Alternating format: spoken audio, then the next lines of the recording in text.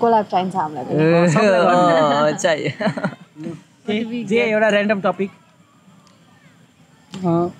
यसरी आउँछ नआउयो हुन्छ यसरी ऱ्यान्डम टपिक छ सनसेट पोइट्री नाइट कसरी सुरु भयो सुनाइद न त ल यो त कथा त खतरा छ पोएट्री नाइट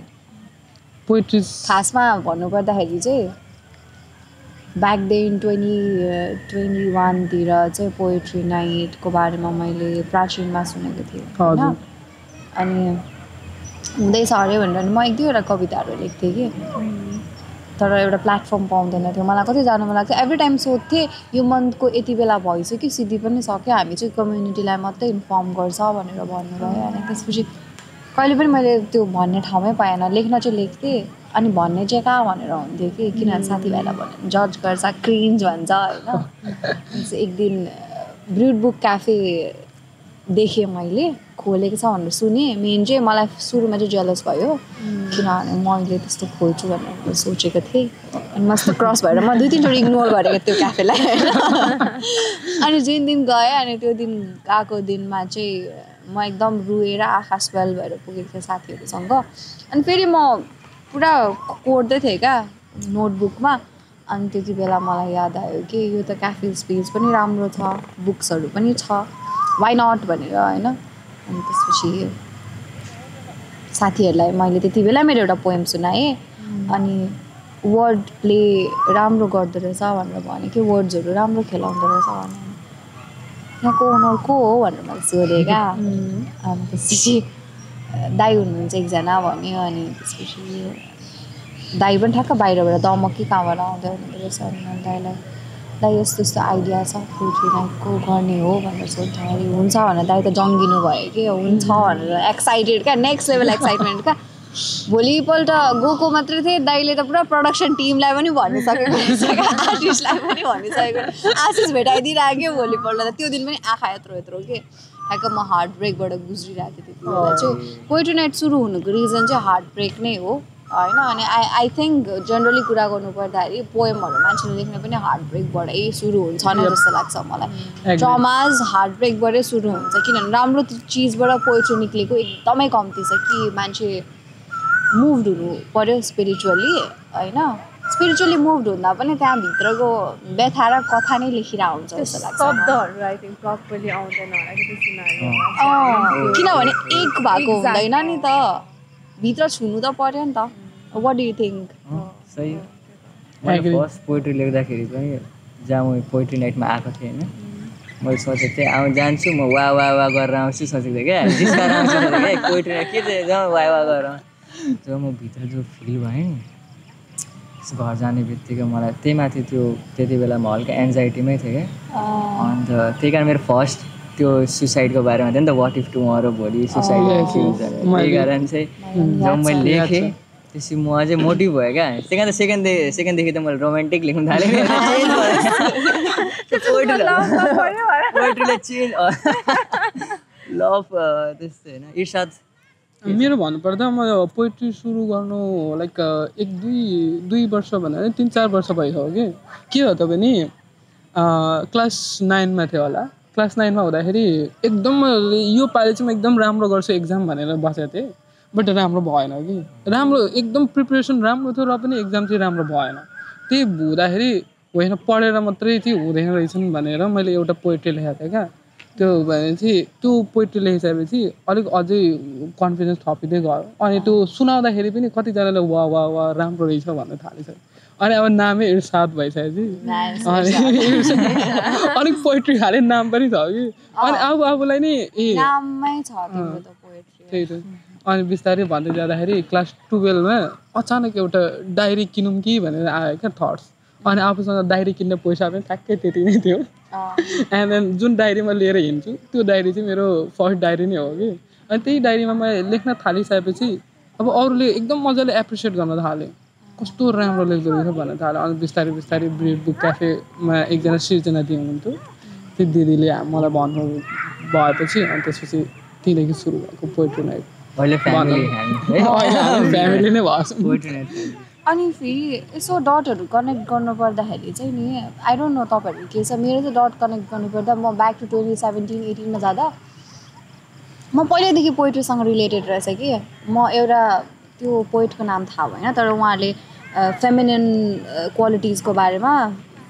छोरी मान्छेको बारेमा लेख्नु भएको छ बट देन उहाँ चाहिँ छोरा मान्छे हो क्या अनि उहाँबाट इन्सपायर भएर म जहिले सेयर गर्थेँ उहाँको पोइट्री अनि म चाहिँ स्टेटस पनि पोएम नै हाल्थेँ कि अनि तर मैले चाहिँ रिलेटै गरेको थिइनँ क्या म चाहिँ पोएमसँग मतलब यो डटहरू कनेक्ट गर्दाखेरि गुजबम्स आयो मलाई कस्तो गाह्रो हो साँच्चै क्या अनि म चाहिँ सानैदेखि जर्नलिङ गर्ने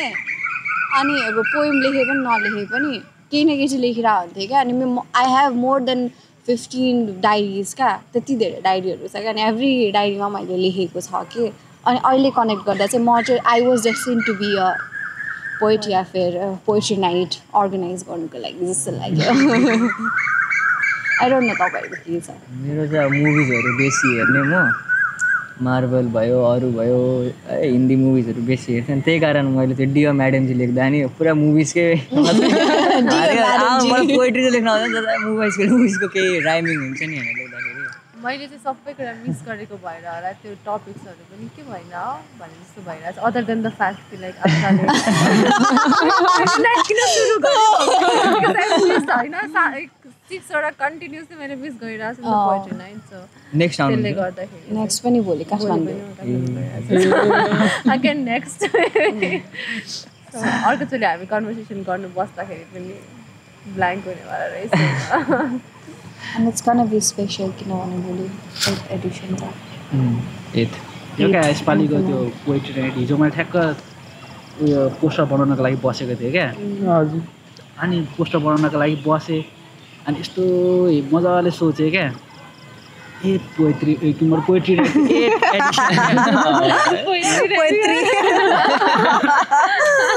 8th एडिसन होइन अनि ठक्क अनि 8th एडिसन लेखेँ होइन मजाले हेरेको होइन त्यो क्या हुन्छ नि त्यो 8th एडिसन चाहिँ त्यो 8लाई चाहिँ इन्फिनिटीको टाइपको And by the way 8 is my number है फेरि लकी नम्बर अनि यो मतलब अब नेक्स्ट टाइम हुन्छ मतलब अब यसलाई कन्टिन्यू गर्ने त्यस्तो केही प्लान केही छैन नि त तर यो त्यो इन्फिनिटी टाइपले त्यो मतलब इन्फिनाइट तरिकाले गइरहेको छ क्या त्यो लाइफ जसरी क्या अनि कस्तो म त क्या दामी लागिरहेको थियो हिजो त्यही भएर अलिकति स्पेस टाइपको पोस्टर डिजाइन गरेको थिएँ हिजो Every poetry night theme has been so different, right? Every single design, uniqueness everyमा And by the way हाम्रो पोइट्री नाइट सुरु भएको 28 सेप्टेम्बरमा भएको थियो 28 नै भएको थियो कि रणबीर कपुरको बर्थडेको दिन रहेछ नो रणबीर कपुर हाइप मेरो एनिभर्सरी पनि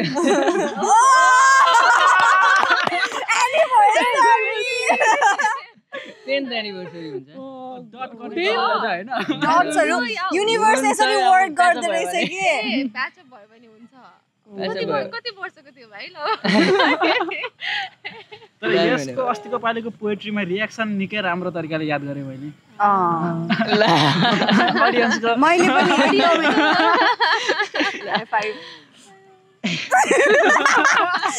एल्सा भएको एल्साले झन् रिलेट गर्न सक्थ्यो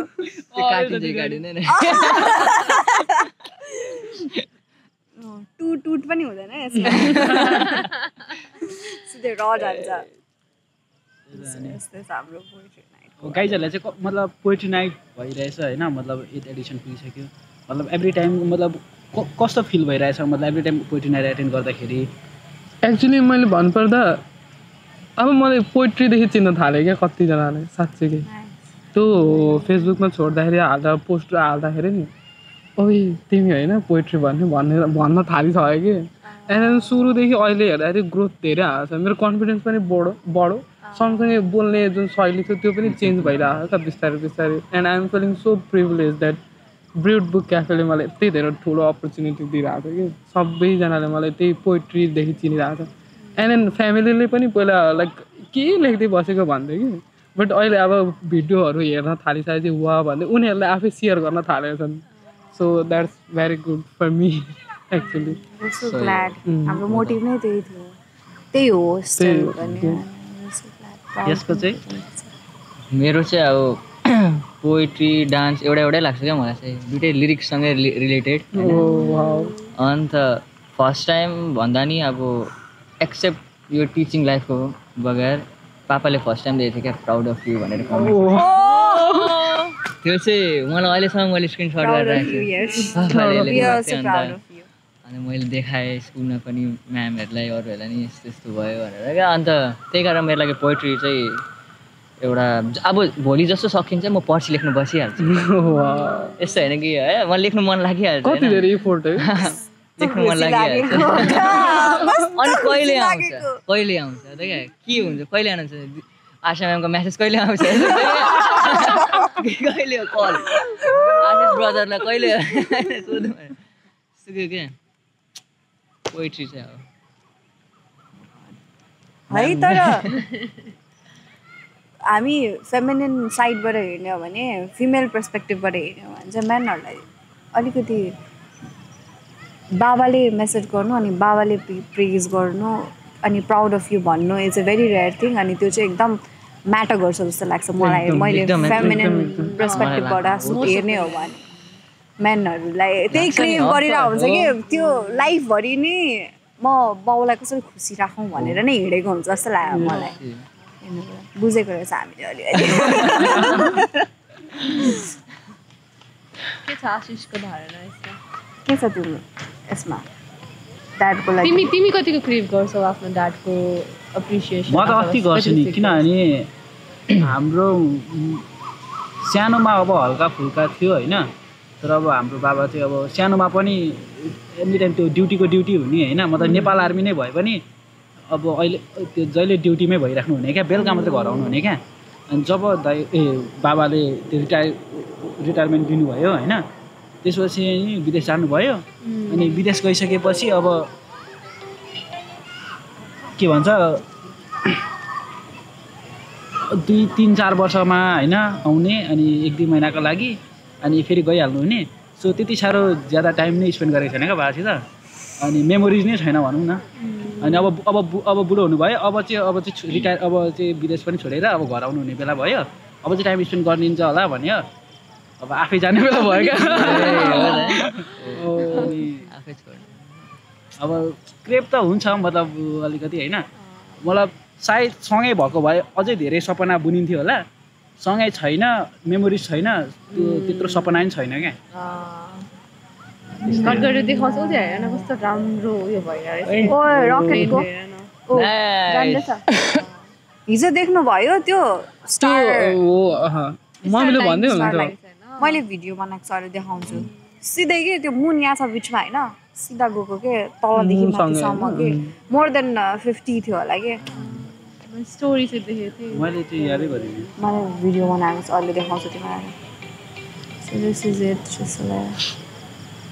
सो अनि अब हाम्रो भोलिको कस्तो हुन्छ होला कस्तो टाइपको एक्सपेक्ट गरिरहेको छौँ हामी एक्सपेक्टेसन त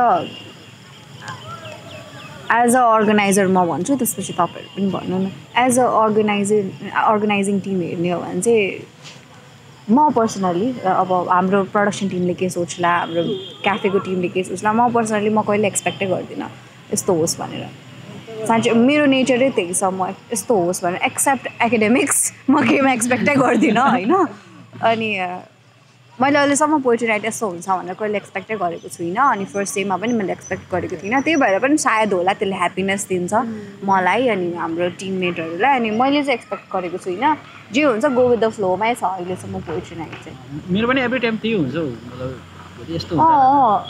किनभने त्यसमै रनेसमै मजा बेग्लै छ नि त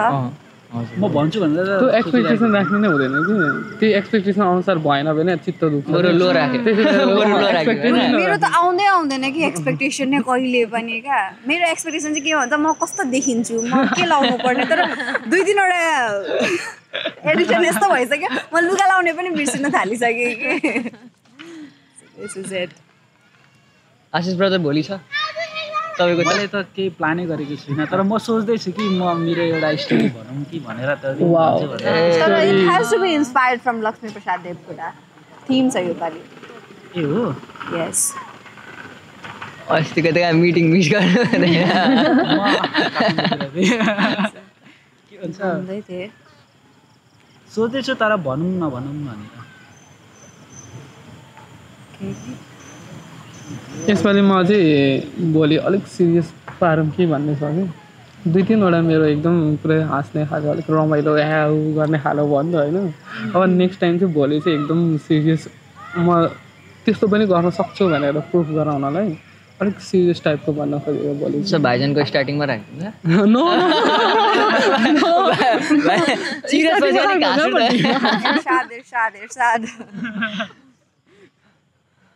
अलिक सिरियस टाइपकै बनाउन खोजेको लाइक भन्न खोजेको।